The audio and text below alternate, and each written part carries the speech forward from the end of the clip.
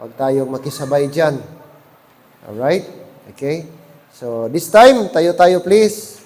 At let's proceed sa ating pong Bible study. Okay, young people, mamaya, pakipasok sa ating whiteboard, please. Okay? Alright. Ating text last week, James chapter 1. James chapter 1. And let's continue sa ating study tonight. Walang in charge sa mga bata, mga teachers. No? Sinong naka-in charge yan? Masyado silang maingay. Okay, 25. Okay, 26 and 27. James chapter 1, 26 and 27. Okay, basahin natin. Let's read. Ready, go. If any man among you seem to be religious, and bridleth not his tongue, but deceiveth his own heart, this man's religion is vain. Pure religion and undefiled before God and the Father is this, to visit the fatherless and widows in their affliction, and to keep himself unspotted from the world. Amen. Father, tonight we humble ourselves before you. We are asking for your guidance. We thank you for the whole day being with us, watching over us, Lord, sa mga trabaho namin, mga itinerary namin. Thank you so much. Nakarating kami another night, another midweek service, another blessing and opportunity makastudy kami ng iyong salita. Lord, it's my prayer na gamitin niyo ang iyong message, ang scripture to enlighten us, to remind us, above all, to encourage us. Maraming salamat for the testimonies on how great you are, Lord, sa aming buhay, what you have done to us. And it's only by your grace and mercy and favor, Lord, na aming na-experience sa mga bagay na ito. Maraming salamat. And tonight, we entrust to you na ikaw, Lord, ang mag-take control sa aming kalagitnaan, na ikaw ang aming ma-exalt at mag-glorify sa aming pong service. Thank you. And all these things we ask and pray in Christ's name. Amen. And amen. Be seated. Thank you. Religion. Okay, that's our topic last week. Religion. And we're going to study. I'll continue our study. Okay?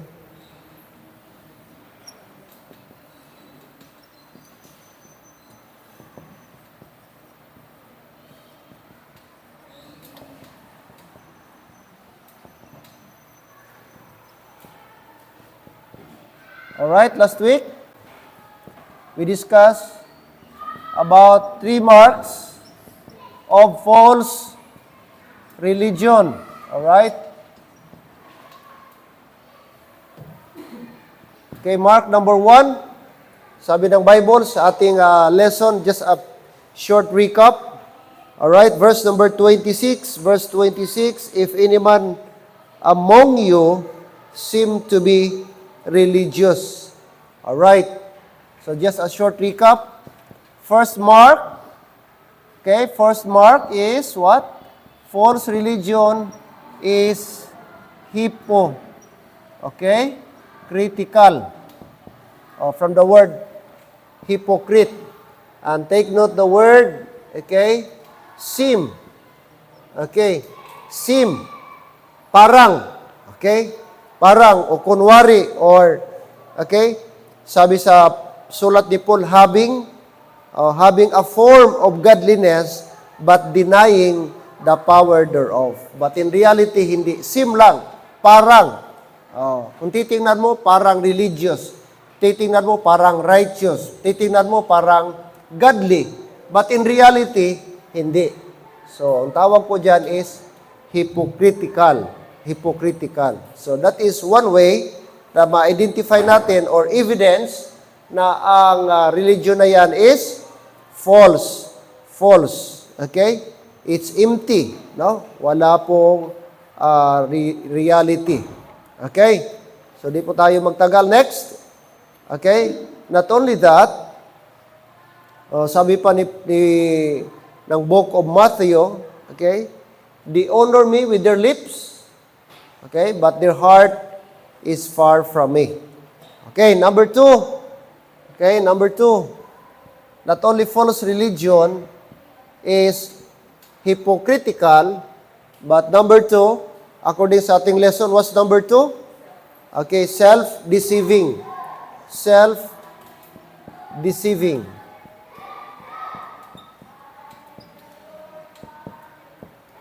Self-deceiving. Okay? So, wala po siyang deceive na ibang tao, kundi ang sarili niya.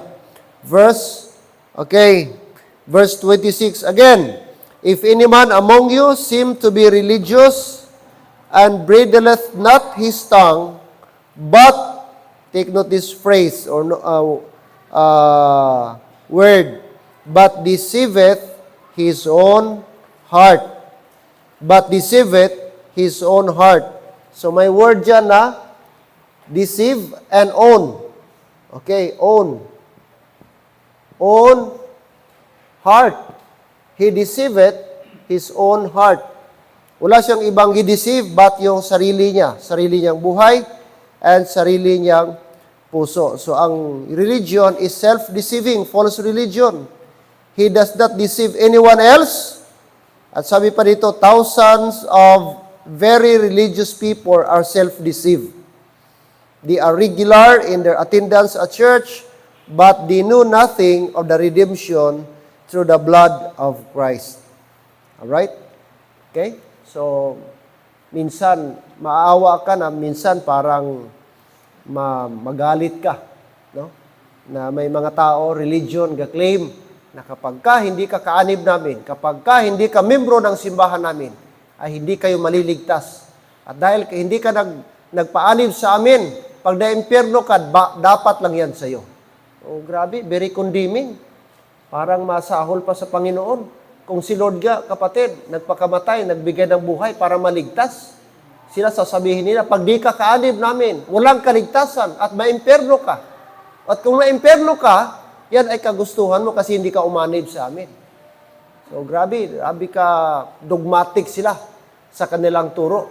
No? Na masyadong harsh ba? Oh. Kung ang Panginoon Diyos ga, kahit gaano ka makasalanan yung tao, tinatanggap niya.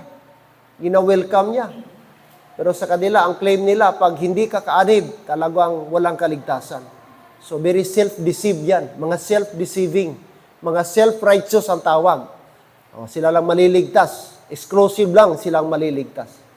Salamat po ang Bible, hindi po ganun ang turo. Amen? Hindi po ganun ang turo, mga kapatid. Maliwanag po na ang plano, ang program ng Diyos, lahat po'y maligtas. Not anyone should perish, but that all should come to repentance. 1 Peter chapter 3, verse number 9. Amen? Wala.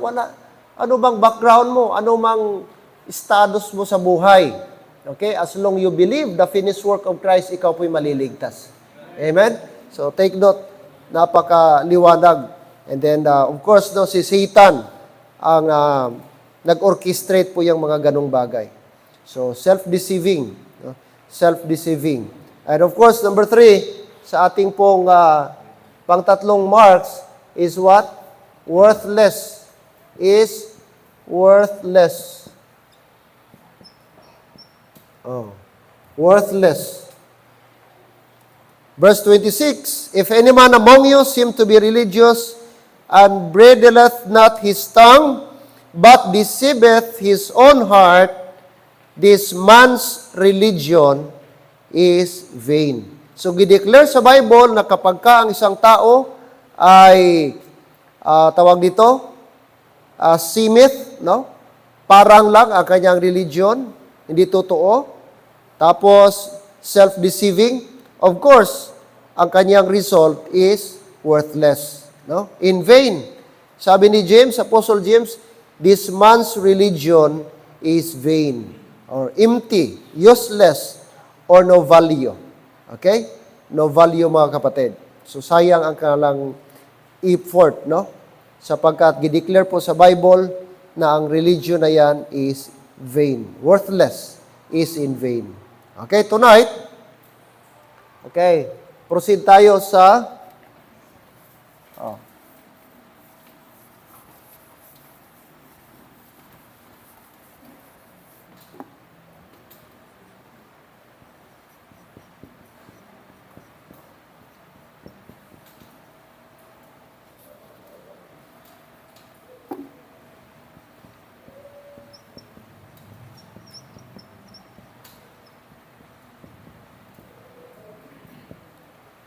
Okay, we discussed last week, naumpisa natin. Okay, verse number 26. Okay, ano dapat? Verse 26, if any man among you seem to be religious and bridleth not his tongue. Okay? So first, it is a what? A controlled what? Tongue. Amen? A controlled tongue. Okay, so dapat ang ating tongue, mga kapatid, dapat ipa-control natin ito. Okay, Psalm 141 verse number 3. Anong sabi po dyan ni David? Okay, Psalm 141 verse number 3. Psalm 141. Okay, atin din itong nabasa last week. Okay, just short recap lang. Okay? 41, 141. 141. Verse number 3. Set a watch, O Lord, before my mouth. Keep the door of my lips. So, sabi niya, set a watch. Bantayan mo. I-guard mo, O Lord, ang aking mouth. At sabi pa niya, keep the door of my lips. Okay? So, aware po si David na ang kanyang tongue, ang kanyang mouth ay magiging instrument po. Kapag hindi natin ingatan at di tayo careful, no? Alright? Maraming relationship po nasira dahil lang sa tongue. Amen? No, dahil sa words lang. At sabi pa nga, words lang yan, pero masakit pa yan sa sinaktan ka ng physical. Masakit pa yan sa sinuntok ka, sinampal ka. Ganon katindi ang power po ng salita. Kaya dapat ingat tayo, mga kapatid. Amen? It's better na lang na kung may kagalit ka, it's better, no? Stay away. Alis ka. Para hindi ka na makaribat. Kaya ang tendency yan, pag malapit ka at lagi ka nakikinig, ang temptation na sumagot ka at lumala. No? So, the very wise thing is lumayo na lang. Amen? Yun ang pinakamagandang response natin. Tapos pag galit tayo, dapat sabi daw, mag-count ka ng 10 bago ka mag-response, bago ka mag-rebat. Ganon. Pero minsan, pag nasa peak na tayo ng emosyon, minsan di na tayo kaisip. Tama? Lalo na pag medyo mainit na rin yung magkaroon ng heated argument. Okay.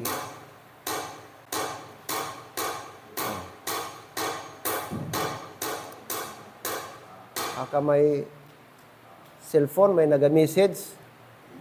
Iwasan natin baka may gapasok na message sa cellphone. Ga-interfere.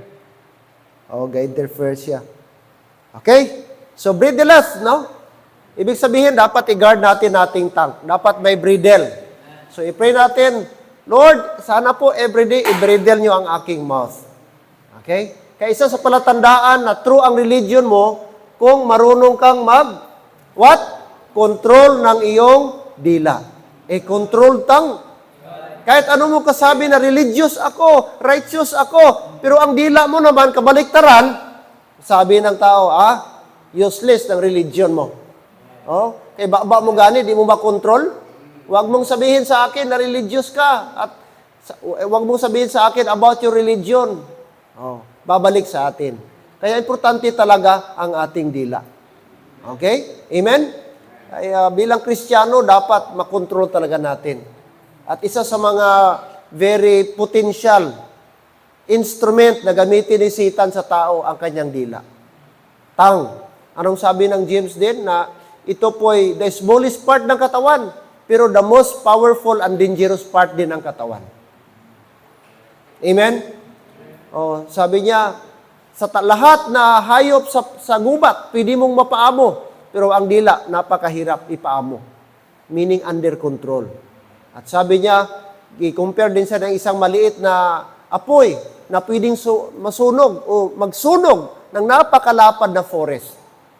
Ganun katindi ang dila po natin, ang power of tongue, mga kapatid. Kaya, iwasan natin mag-post sa mga cellphone. Amen? Kung galit tayo, may kagalit tayo, Please lang, no? Huwag nating i-outburst, huwag nating i-explode ang ating emosyon sa cellphone.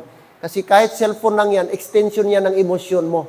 Ang cellphone, extension yan ng dila mo. Ay, pwede kang consider yan, gayang wiyaw ka sa cellphone ba? No. Pagbasa ng mga tao, galit man itong taong ito. Parang ano man ito, parang galit sa mundo, parang may something, parang may pinagdadaanan man ito si sister, si Brad. Oh. So kung may problema ka, confront the person, talk to the person. Amen?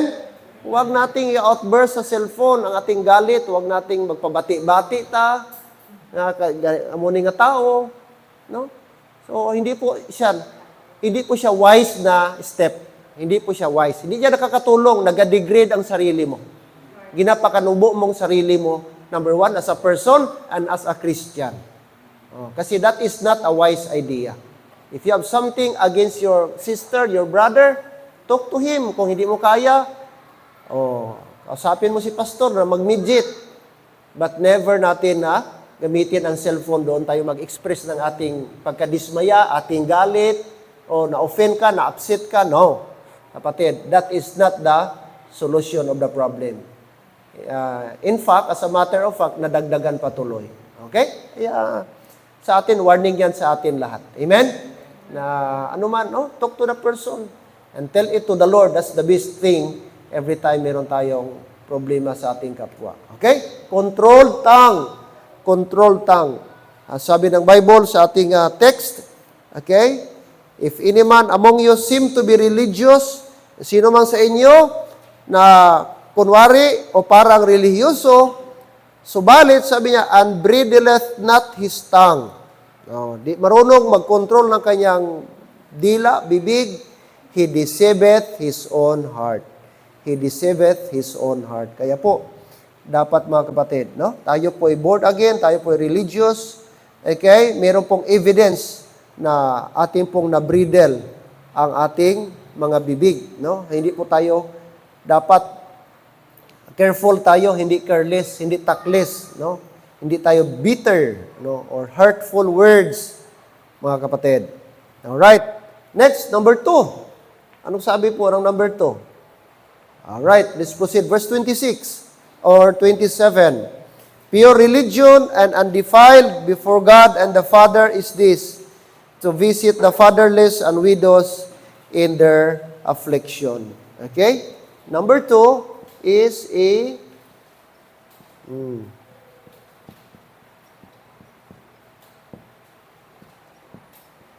another evidence or marks of true religion, not only a controlled tongue, but also a compassionate heart.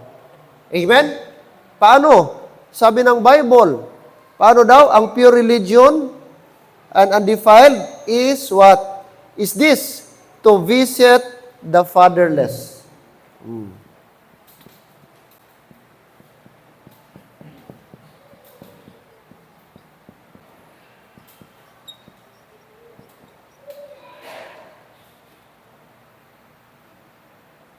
Right? To visit the fatherless. Sino po yan? Mga orphans. Mga orphans, yung wala ng parents, wala ng tatay, wala na silang nanay. Binibisitahan. How I wish na gusto ko rin someday. Never pa in my life, naka-experience ako nag-visit sa orphanage. Gusto ko someday, ewan ko, meron bang orphanage dito sa Marbel? Ha? Sinong may idea? Saan, Brad? Meron dyan sa Barrio Size? Itong may daan dyan sa lining na parang papasok, malapit sa Diamond. Ano?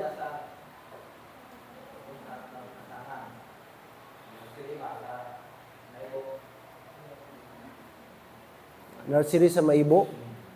Iba siguro yung RRCY. RRRY kay yung RRRY parang under yan siya sa DSWD. Yung Regional Rehabilitation for Youth Offenders. Yung nakakommit ng crime tapos below 18 years old, gihold sila until such time, mag 18 years old, maging legal age sila, that's the time i-trial ang ilang mga kaso. Oo. Mga youth offenders, RRYC, o basta kay Rehabilitation Center for Youth, RR, basta something ganun. Regional office, basta mga youth offenders. Siguro, ito dito, kayong orphanage talaga. And plano ko nga someday mga kapatid na magkaroon tayo ng something siguro, feeding program. Para doon ba mag-schedule tayo, mag-feeding program, or magkaroon tayo ng parang something relief goods siguro, na mag-contribute tayo, tapos dalhin natin doon. Ano bang basic needs sa orphanage? Of course, sa mga babae, ano mga orphanage? Ano bang mga age yan? Ano bang mga age bracket usually pag sa orphanage? Mga teenager ba yung iba? May mga teenager na ba? O mga bata lang? Mga youth din? O, yung pababa na, no? So siguro maganda din, no? Mag-survey tayo, magtanong-tanong tayo, para at least someday, so meron din tayong i-contribute ba? No, i-contribute din sa ating society, lalo na sa mga orphans. Kasi biblical, no? To visit the fatherless. Ang true religion daw, nag-visit sa mga walang tatay. Oh. At kung walang tatay, siguro yung iba, walang nanay, motherless. Kung may fatherless, meron ding motherless. At ang masakit talaga, yung both wala. Wala ng tatay, wala ng nanay. Oh, nalungkot ako, parang dinurog yung puso ko na nabalitaan, no? Yung tatay na inihagis yung anak, 7th-month old, tapos nabali yung liig, namatay. Talagang nakakapanggigil, no? Na ginawa ng tatay yung anak niya, na gimaltrato niya. Imagine, 7-month old, tapos bangag siguro, lasing, medyo nag-argue sa wife niya, magsaysay, Davao del Sur, gihagis yung bata. Ano man lang ng tatay versus 7-month old na bata. So, siyempre, malambot pa yung mga buto. Nabali dito ang liig, namatay. Tapos may history na pala yun sa kanyang unang anak din. Although hindi namatay directly, pero nakakontribute yung pagtapon niya sa anak niya. Hinagis din niya. So, yung mga tatay ba na ganun, no? Na grabe. Nasabi mo ba na parang dapat ba maging tatay itong mga ganitong klaseng tao? Ano? Kaya kayo, Brad, pag maging tatay kayo, be responsible. Kung di nyo magampanan ang papel ng tatay, wag na lang kayong maging tatay. Kaya nga, mayroong marriage counseling para diyan kayo i-counsel. Ano bang papel ng tatay kung magkaroon kayo ng anak? Ikaw, babae, anong papel mo pag magkaroon ka ng anak? Kasi ang honeymoon yan, part lang yan, pero ang pagiging parents, lifetime na yan. At doon ang challenge pag parents ka na. Nandun. Kaya dapat magkaroon ng proper idea ang ikakasal. Kaya may counseling dapat. Kasi may mga iba lang, nag-asawa lang, walang alam. Kaya nung nagkaroon ng anak, kawawa yung anak. Kasi napabayaan. Hello, dyan ba tayo? Brad, maliwanag ang Bible, no? Na ang real religion, true religion, is to visit the fatherless. And ano pa sabi dito? And widows in their affliction. Okay? Hindi lang po pala fatherless. Islas. Sabi pa, and widows. Widows. Especially yung mga widows na tawag dito, mga senior na. Salamat ito, may mga widows tayo dito. Widow ba ang tawag sa babae? Lalaki, widower? Tama ba, Ma'am Joy?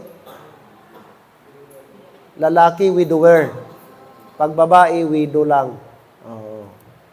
So, si Nanay Los at saka si Ninang Neri, no? Salamat sa kanilang contribution. Kahit widow na, andyan pa rin, no? Nagbibigay ng buhay nila, life nila para kay Lord. So, alalayan natin ito, mga senior na, widow pa. No? Widow. Kaya, minsan pag, tayo, Brad, kayo mga tricycle driver, pagbaba nyo ba, makita ka mo tigulang, punduhan nyo. Bahala, nay, diin ka. Dito ko to. Bahala, gula pamasahe. Amen? Wala pamasahe. Di na tama, no? Visit kami doon kay Sister Herminia nung Sabado. Pagliko namin dyan kay Sister Miriam, yung kurbada, kita ko may isang babae doon. So siguro matagal nang gahintay, mahirap yung sasakyan, mga alas 10, alas 10:30, alas 11, yung mga tricycle, hirap mo na yan kasi nasa downtown na lahat. Okay lang kung early pa. Wala na. So sabi ko kay Ma'am Vic, Mami, pasakayin natin. Sige, pasakayin namin. Habang nagsakay siya, happy siya. Estudyante siya. Parang St. Alexis. Green Valley pala. Second year sa education, ginakausap namin. Habang travel, papunta sa barrio. Bigyan ng gospel tract, sige, amigo namin. Lapit lang kay Sister, saan si Ma'am Vic? Sabi ko nga, pwede yung ipalo up ni Princess ba? Yung pangalan niya? Mga ganung bagay. Simple lang po yan, pero di na makakalimutan. Kung mag-okasyon na lang na natin. Lalo na yung matanda. One time, nagpunta ako Esperanza, galing kay Pastor Silso. Before pa pandemic. Pagbalik ko dito sa Marbel, yung van ko pa nablo. May tigulang man dito ga hulat-hulat. Mga tanghali na rin. Unay, sakay ka dito. Saan ka? Sa Marbel ko. Dinay. Wala man akong pasero. Lipay-lipay siya. Ay, salamat, ginto. Kaya gipasakay mo ko to. Kaya na, pa kung gaano to, gahulat. So, kasama niya yung anak niya, 2. Sabi ko, Nay, saan ka gasimba? Sabi niya, baptis ko? Ano ba? Saan yung simbahan niyo? Parang doon sa Surala. Tapos, patay na ang kanyang bana. Pastor gali. Pastor ang kanyang bana. Widow na siya. So, in short, mga kapatid, sabi ko, Nay, may simbahan kami. Lapit lang. Kaya minsan sa Marbel pa siya gasimba.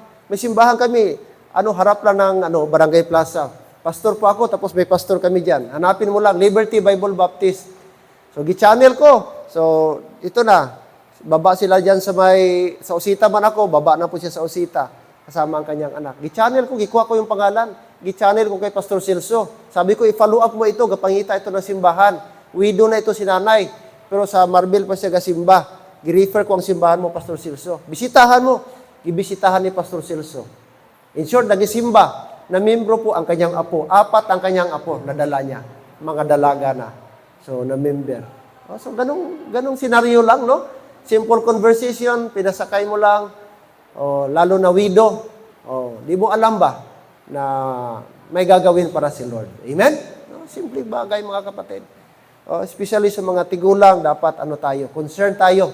Kaya ang tunay na religion is what? Compassionate heart. Okay? Gaklaim ka na religion, pero wala kang compassion, useless. May religion ka, wala kang, wala kang concern sa mga matatanda, wala kang concern sa mga fatherless, wala kang concern sa mga widows. Sabi ng Bible, your religion is in vain. Amen? No? Kaya po, tinuruan tayo sa Bible. Ano po ba ang mark of true religion? Hindi lang po siya control tongue, but also compassionate heart. At ang compassion, nanggagaling po yan sa puso, hindi lang sa salita. Amen? Hindi lang po, mga kapatid. Kaya napaka-importante po na meron tayong compassion. Alright. Luke 1:78. Luke chapter 1. Anong sabi po ng sulat po ni Luke? No? Luke chapter 1. Luke chapter number 1. Verse number 78.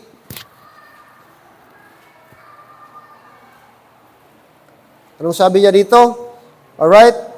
Through the tender, 78, through the tender mercy of our God, whereby the day spring from on high hath visited us.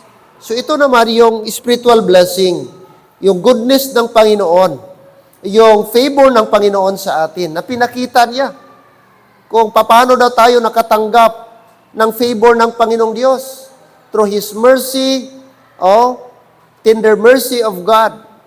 Katulad po siya ng this spring from on high hath visited us. So na-record po ni, dito mga kapatid, ni Luke, kung gidescribe niya. Actually, ito po yung time, no, na Si Zacarias, na kung saan ay tatay po siya. Sino pong tatay ni John the Baptist? Si Zacarias, mga kapatid. Okay, ano pa? Look at, Acts 10:38. Acts chapter 10, verse number 38. Acts chapter 10, verse number 38.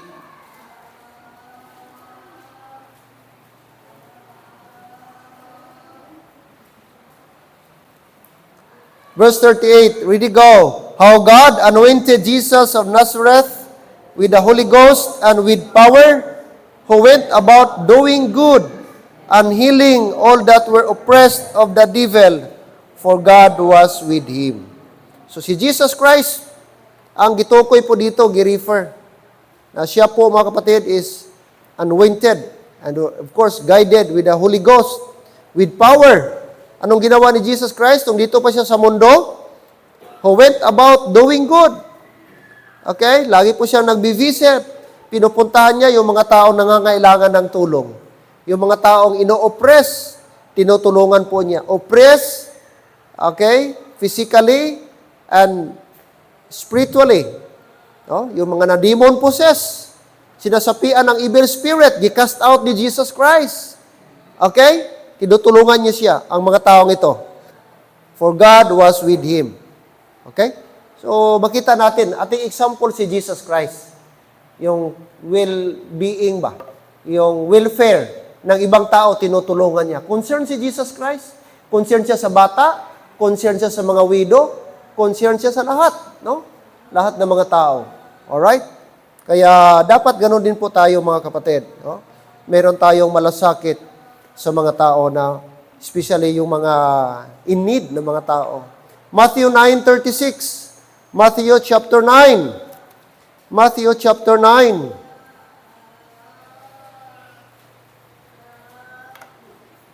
Matthew chapter 9, verse 36. Let's read, please. Ready, go. But when he saw the multitudes, he was moved with compassion on them, because they fainted and were scattered abroad, as sheep having no shepherd. So ito po yung senaryo, ito po yung moment na nakita ng Panginoong Diyos ang mga tao. At nung nakita po niya yung multitude, ang dami ng mga tao, ang kapal ng mga tao, yung crowd. At nakita po niya yung spiritual condition nila, hindi lang yung physical.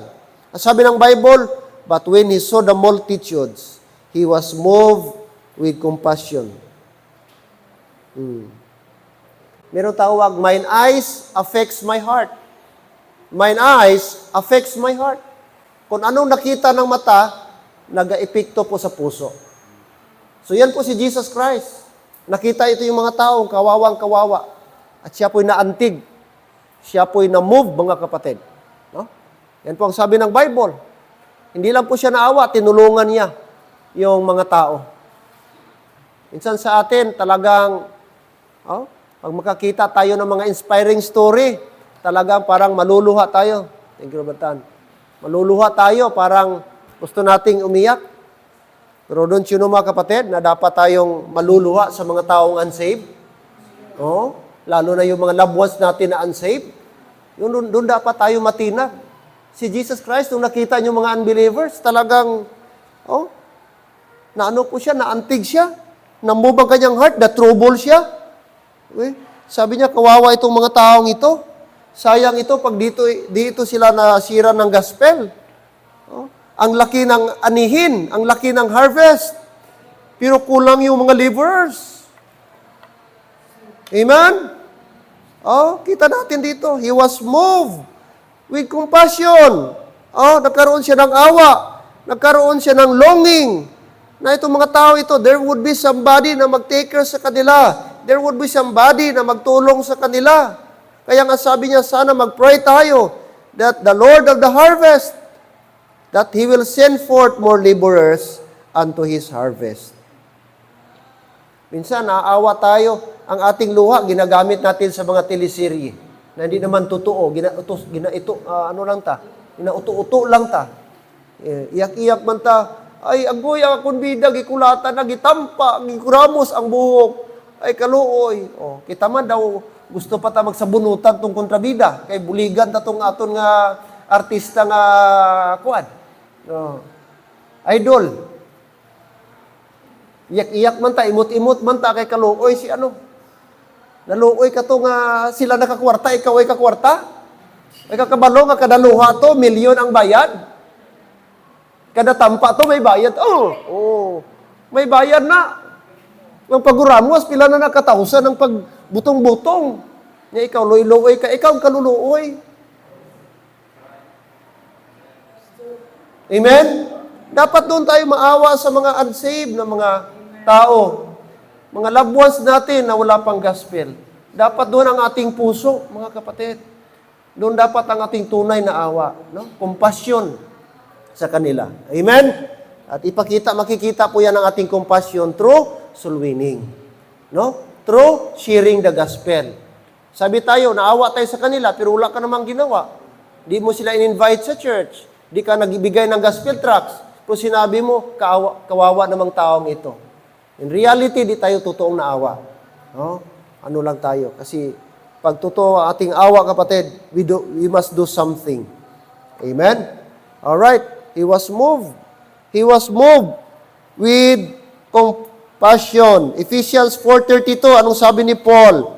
Ephesians chapter 4. Ephesians chapter 4. Verse number 32. Ano dapat ang isang saved na tao? Isang saved at mature na Christian. Verse 32. Verse number 32. Okay, ready? Go. And be kind one to another, tender-hearted,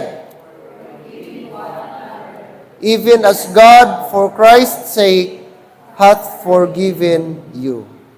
Amen? So ano dapat daw? Ang isang Kristiyano, kind one to another, at saka tender-hearted. Tender-hearted. Hindi pusong bato, kundi pusong mamon. Soft ba? No?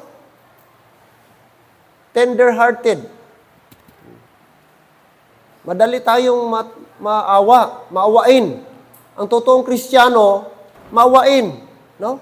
Tender-hearted. Di ka na kailangang ibeg. Kung makita mo may need, kailangan, gawin mo na. Kung may something ka maitulong, gawin mo na. Huwag ka nang maghintay na may somebody pa na magsabi sa'yo. Okay? Yun po mga kapatid, ang isang tunay na true marks of true religion. Tender-hearted. Ano pa? Forgiving one another. Bakit po mga kapatid? Sapagkat for Christ's sake, hath forgiven you. So napakaganda po kung ang lahat ng mga Christians is kind one to another and tender-hearted. Tender-hearted. Huwag tayong magbigay ng favor kasi gusto natin may kapalit. No? Hindi po ganun. Okay? Fatherless, to visit the poor. To visit the poor. Right? The word visit in 27 presents us with the idea of ministry. So, ministry po yan mga kapatid. Okay? Ang sabi dito, James is not saying here that we are saved by good works.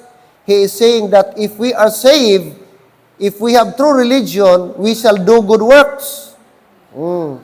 If we are true believers in our Lord Jesus Christ, we shall have hearts that are filled with compassion. Compassion which will be expressed in good works. Okay? So yan po pala ang totoo na may compassion will produce works, mga kapatid. Will produce works. Alright. Let's go back to James, mga kapatid. Okay? James chapter 2.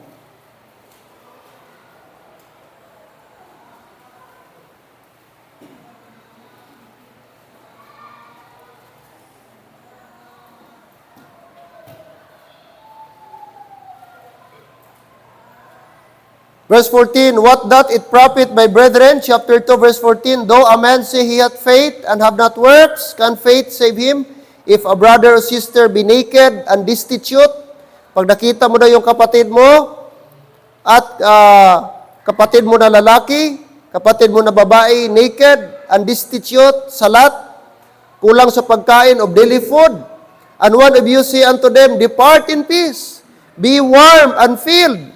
Notwithstanding, ye give them not those things which are needful to the body. What doth it profit? Anong saysay? Even so faith, if it hath not works, is dead, being alone. So dito po, sinabi po ni James na hindi po, gi-clarify niya lang po na ang tunay na save, ang may faith ay mag-produce po ng works. Okay? Mayroon pong evidence ang kanyang faith. Kasi kung nagsabi ka lang may faith ka, pero walang makitang works, that is, your faith is dead. Sabi ni James. So meaning, inseparable po ang faith and works, because real faith will produce work. Amen? So sabi ka, may faith ka, pero walang works, that is not a real faith. Sabi ni James. So dapat hindi tayo makonfuse, mga kapatid. Okay? Kaya sabi niya, mayroon kang kapatid, walang damit. Tapos sabi niya, depart. Di mo nang binigyan ng something na mag-warm sa body niya. Di mo siya binigyan ng pagkain. Sabi niya, kapatid ay, sabi niya, yan, anong saysay? Okay? Kaya dapat maintindihan po natin. Chapter 3, verse 17. Okay? Chapter 3, verse 17. But the wisdom that is from above is first what? Pure. Then, peaceable, gentle, and easy to be entreated, full of mercy and good fruits, without partiality and without hypocrisy. 18. And the fruit of righteousness is sown in peace of them that make peace. So yan pala mga kapatid, ang taong na may wisdom. No? Wisdom from above, pure, peaceable, gentle, and easy to be entreated. Okay? So dapat maintindihan po natin yan, mga kapatid. Okay? Andyan pa. Chapter 4, verse 11. Chapter 4, verse 11. Speak not evil one of another, brethren. He that speaketh evil of his brother, and judgeth his brother, speaketh evil of the law, and judgeth the law. But if thou judge the law, thou art not a doer of the law, but a judge. So, meron pong comparison po dyan na sinabi po si James. No? Okay? So, third and last. Marks of a true religion, a controlled tongue, a compassionate heart, and third and last,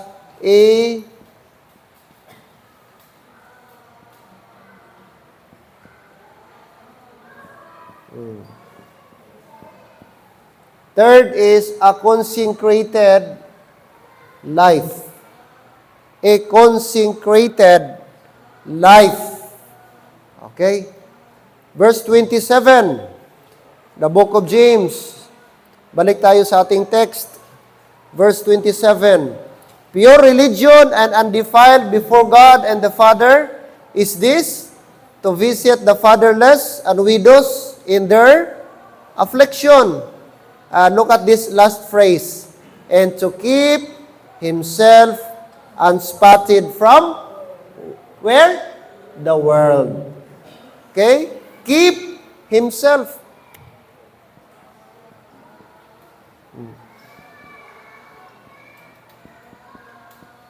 Ano dapat? Unspotted. Saan? Sa world.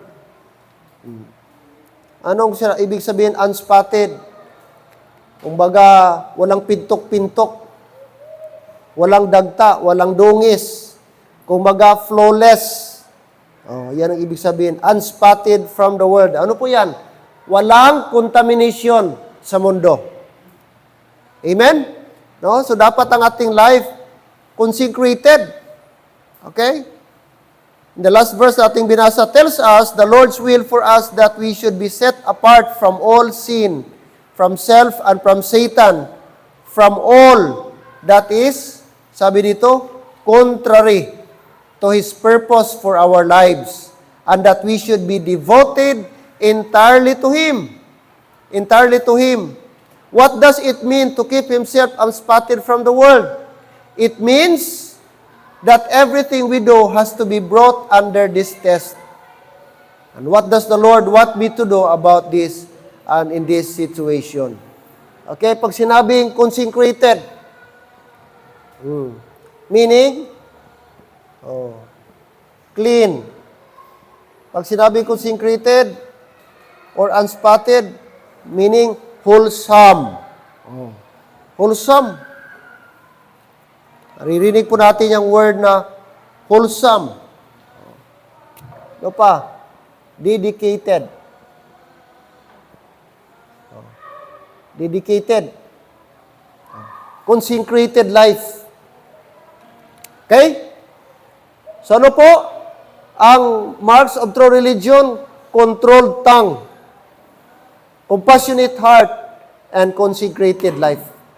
Kapag ka meron itong tatlo, kahit di mo sasabihin ko sa iyo na tunay ang religion mo. Kahit di mo na kailangang bigkasin, di mo na kailangang i-mention, religion ko ganito. Automatic po yan mga kapatid. Pag meron tayong tongue, control ng ating tongue, meron tayong compassionate heart, at consecrated ating buhay. Yan, believe ako sa iyo. Maniwala ako. Kaya, kapatid, mali po yung turo na ang baptist, ano tawag doon? Ang tawag dyan, na baptist bride, ang papakasalan ng Panginoong Diyos, baptist lang, mali po. Kasi marami pong baptist ngayon na ibang turo. I believe, ma-surprise tayo, na akala natin may mga taong diligtas, makita natin sa langit, ligtas pala. Kaya di lang natin alam kung consecrated ang buhay nila. Okay? Hindi lang baptist. Amen? At di ako naniniwala na si Kristo ay baptist. Di po yan ma-prove sa Bible na si Kristo ay baptist, mga kapatid. That is man-made teaching. Walang religion gipromote si Jesus Christ. Ang kanyang gipromote is truth, mga kapatid. Katotohanan. I'm a Baptist. No? I'm a Baptist preacher, pastor. But mga kapatid, I will not claim na si Jesus Christ is Baptist. I believe lahat na nag-adhere sa truth, regardless Baptist ka man ang religion mo gidala. As long truth ang iyong gipractice, I believe magkita tayo sa langit. Amen? So, why? Kasi ang gusto ng Diyos na doon tayo sa truth. And consecrated life. Consecrated life. Romans 12 verse number 2. Maliwanag po ang Bible, mga kapatid, no, na nagturo sa atin.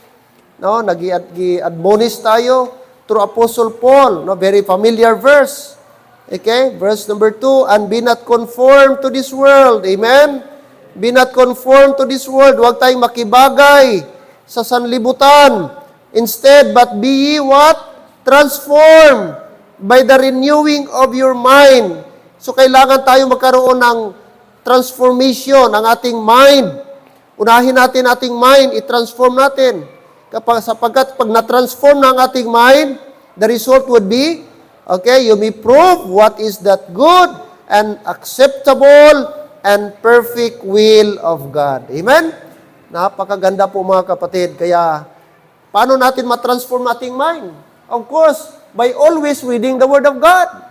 The more you expose your mind sa Word of God, the more tayo magkaroon, maiba ang ating mindset. Maiba ang ating perspective sa life, no? Malaki po ang blessing, ang impact po sa Word of God every time na ang ating mind nasa kanyang salita. Kanya, iparenew natin every day. Kaya sabi nga doon, ang battleground ni Satan and the Lord nasa mind po, no? Nandito po ang battleground. Kaya dapat ang ating mind saturated with the Word of God. Amen, Christians? No, renew. No, be not transformed. Huwag tayong makiayon. Kaya nga, mag-post tayo ng Valentine's about Valentine's yan sa that is worldly celebration. No? Worldly celebration, mga kapatid. Amen? Huwag tayo doon. We believe na ang real love, mga kapatid, ay makita po sa John 3:16. No? Diyan po, gi-express ng Panginoon ang kanyang great love for us. Romans 5:8, anong sabi ng Romans 5:8? But God commendeth His love toward us, in that while we were yet sinners, Christ died for us. In fact, yung February 14, mga kapatid, tulya ni Satan na maraming na-deceive. No? Marami pong madideceive. Alright? Ano pa? Ating makita po dito sa ating pong binasa. Okay, Titus 2:12 and after this, isang verse na lang po, mga kapatid. Titus chapter 2, verse number 12. Verse number 12.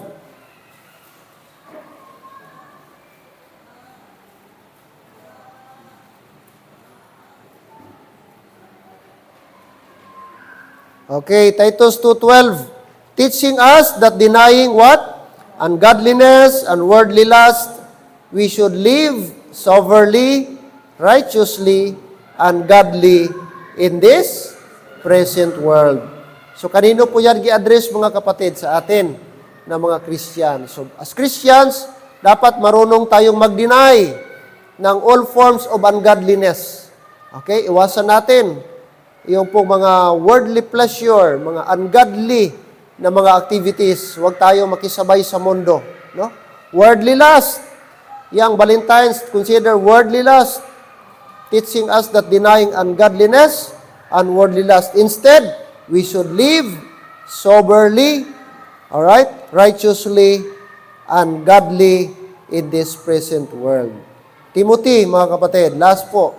Okay, 2 Timothy 2:21.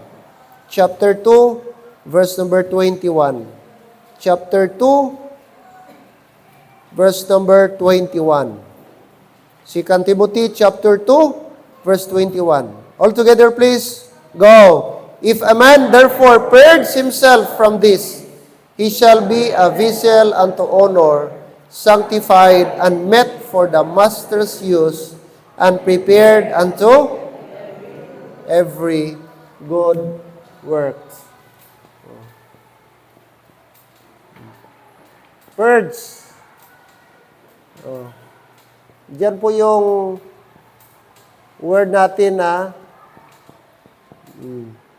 ewan ko kung nakarinig kayo ng word na detox. Nung una, detox. Merong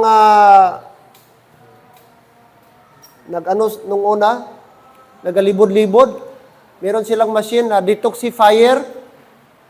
Ilagay mo yun sa basin, labador, may tubig, tapos may isaksak sila doon, tapos i-connect nila dito, na parang patch ba? Patch. Ganon, tapos may tubig. Yung tubig na malinis, after few minutes, mag-iluwis. So, ang detox daw, gi-release sa katawan, yun. So, yun yung matawag mga toxic o toxins ng ating katawan. Detoxifier ang tawag. Ikabit lang siya dito, isaksak, tapos ibabad mo lang ang paa mo sa tubig, mag-ilo ang tubig. So, doon makita na ang tao ang daming mga toxin sa katawan. Gayi Luis, mga kapatid. So, na ano siya. Merong online, nagbili si Ma'am Vic, na parang patch din siya, i-patch lang siya, na ilagay mo dito, tapos mayroon siyang, magdikit ba? Merong siyang pad, tapos yung pad, tapos i-ano mo. Overnight mo, ilagay. Tapos tanggalin mo sa umaga, itim na itim. So, gi-release niya yung mga toxins ng katawan. O, dito lang sa dapa-dapa, ilagay. So, yan po, ma-detoxifier ang tawag, yung mga toxic ng ating katawan. Dahil sa ating kinakain, no? Iniinom natin, no? So, kailangan siya. Kasi ang ating katawan, may sarili tayong cells. Pero minsan, kaya nga may mga pagkain, antioxidant. Kasi tayo may oxidant tayo. Ang oxidant, yung oxidation, yun yung nagpa-deteriorate sa ating katawan. So, ang ating mga cells ga-deteriorate, mawawala siya. Kaya dapat may mga pagkain na i-boost, antioxidant, labanan niya yung oxidation ng ating katawan. Kasi bakit ka nagakulubot, gatanda ka, kasi may mga bad cells na sa katawan mo. May mga good cells na na-damage na. Kaya gatanda ka, ganun.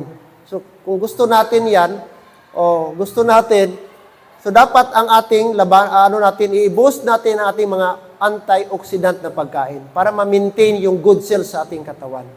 So, kung wala tayong disiplina, kulang sa tulog, wala tayong control sa pagkain, di tayo marunong madisiplina. Ayun yung katawag. Madami sa ating katawan, pati yung mga good cells natin. So, same way sa ating Christian life, sa spiritual. Kaya sabi ni Paul, gamit niya, purge himself. Nakuha niyo ang verse? Sabi niya, dapat daw, i-purge natin, if any man therefore purge himself from this. I-purge niya, i-detoxify. Shall be a vessel unto honor, sanctified, and meet for the master's use, and prepared unto all what? Good works. Amen? Kaya, maliwanag po. Amen? Ano ang totoong religion? Consecrated. Huwag mong sabihin, Brad, ang religion mo, tapos buhay mo walang pagbabago. Okay? Religion mo yan, walang kwenta, sabi ni James. Kasi ang totoong religion, pure religion. Verse 27, pure religion and undefiled before God is this, to visit the fatherless and what? And widows in their affliction. Okay. And sabi pa niya doon, and keep himself unspotted from the world. Hindi ibig sabihin hindi tayo magkasala. Pero dapat, kapatid, by God's grace sana dapat iwasan natin yung intentional na kasalanan. Deliberate, willfully. Yung talagang alam mo ng bawal, mali, ginawa mo pa. Amen? Sana po, wag tayong ganun. Kaya salamat po. So, i-compare natin. Anong religion ka meron ngayon? What kind of religion meron ka ngayon? Ma-consider kaya ka? Mabilang ka kaya ba? Ma-qualify ka kaya sa true religion o false religion? Hello, amen? Ikaw lang mag-rate sa sarili mo. But I hope dito tayo sa true religion. Amen?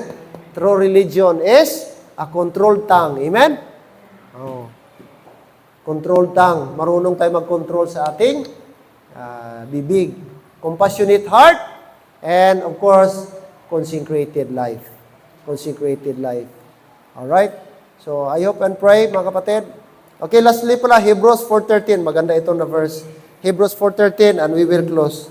Hebrews chapter 4, verse number 13. Hebrews 4:13. Okay po. Basahin natin. Chapter 4, Hebrews 4:13. Okay. Sabi ng Bible, 4:13, ready go. Neither is there any creature that is not manifest in His sight, but all things are naked and open unto the eyes of Him with whom we have to do. So wala daw sino man nilalang na hindi mamanifest sa kanyang paningin. Because, but all things are naked and open unto the eyes of Him whom we have to do. Sino po yan? Ang ating Panginoon. So, naked and open. Kaya di tayo pwedeng meron tayong itago sa Panginoon. Alam ng Diyos lahat. Amen? Kaya sana po, mga kapatid, ay meron tayong nakuhang lesson tonight, no, sa 2 Wednesday natin. Religion, true and false. Dalawa lang po. Okay? There are 3 marks of false religion. Okay, false religion, mark number 1 is what? Okay, hypocritical. Number 2, ano po yon? Self-deceiving. And third is worthless. Worthless. However, kapatid, meron ding true religion, controlled tongue, compassionate heart, and consecrated life. Thank God for that. Amen? So, tonight, magtayo po tayo, please, for our final prayer. Father God, thank you, Lord, tonight. Thank you sa instruction niyo sa amin. And Lord, I pray na sana po, mapabilang po kami sa true religion. Ayaw namin, Lord, doon sa false, na self-deceiving. And thank you, Lord God, na makikita po sa aming buhay ang mga bagay na ito. Help us, Lord, na makontrol namin aming mga bibig, aming mga lips. Gamitin namin ito sa tama. Gamitin namin ito, Lord, to glorify your name.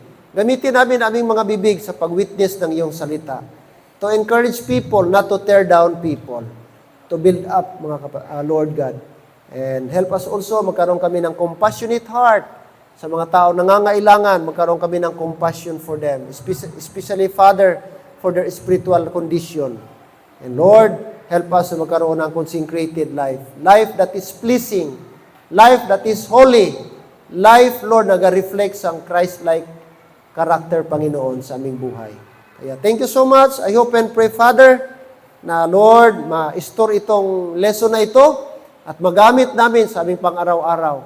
Na di kami, Lord, makalimot na mayroon kaming pinanghawakan na iyong salita na ang tunay na religion ay makikita po sa aming buhay kahit di namin sinasabi. Maraming salamat po. And all these things we ask, we pray in Jesus' name. Amen and amen. Okay, remain standing.